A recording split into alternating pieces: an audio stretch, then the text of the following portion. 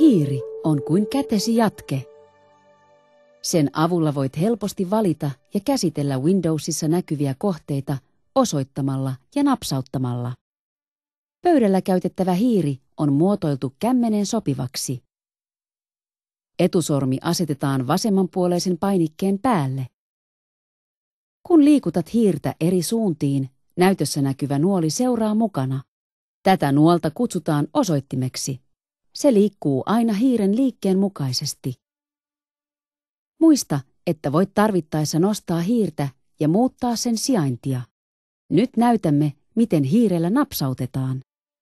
Yleensä napsauttaminen tapahtuu vasemmanpuoleisella painikkeella, mutta vasenkätiset henkilöt voivat vaihtaa painikkeiden toimintojen järjestystä. Napsauttamalla käynnistä painiketta voit avata asiakirjan, johon haluat tehdä muutoksia.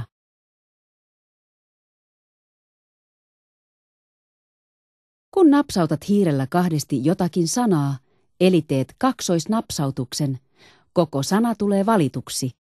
Tämä osoittaa tietokoneelle, että haluat tehdä jotain valitulle tekstille, kuten lihavoida sen. Entä jos haluat valita enemmän kuin yhden sanan, esimerkiksi koko tämän kappaleen? Vie osoitin kappaleen vasempaan ylänurkkaan. Paina hiiren vasemmanpuoleinen painike alas ja pidä se alhaalla. Pidä painike painettuna ja vedä hiirtä oikealle kappaleen loppuun saakka. Kun kappale on valittu, vapauta hiiren painike. Nyt kappale on valittu samalla tavalla kuin yksittäinen sana oli aiemmin. Kun teksti on valittuna, sitä voidaan käsitellä halutulla tavalla. Voit siirtää kappaleen toiseen kohtaan asettamalla hiiren osoittimen sen päälle.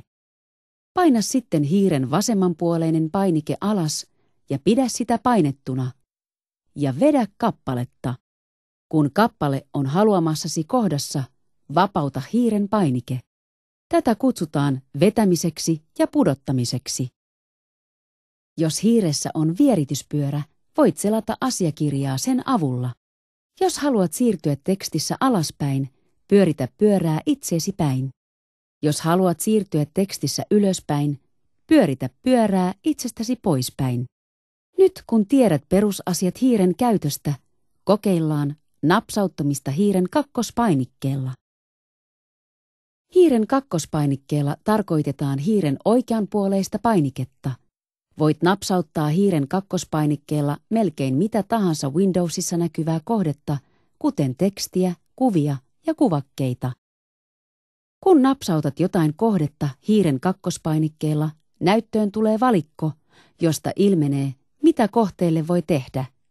Valikossa voi olla esimerkiksi avaus, kopiointi ja poistovaihtoehto. Muista, osoita ja napsauta.